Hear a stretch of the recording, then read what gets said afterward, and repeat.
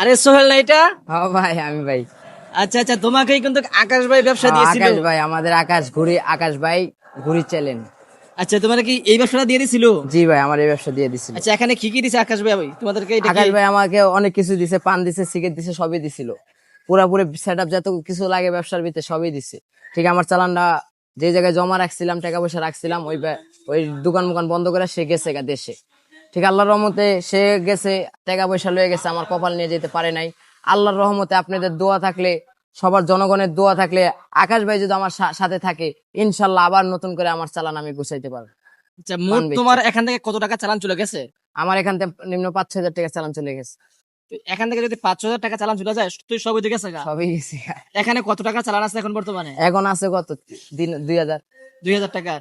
আচ্ছা, এখানে কি কি আছে? পান আছে, পান, জর্দা মধ্যে যা আছে জর্দার মধ্যে আছে। সব মানে এখানে তুমি কি কি বিক্রি করতে আগে? আগে আমি সিগারেট বেচতাম, পান বেচতাম, চকলেট বেচতাম।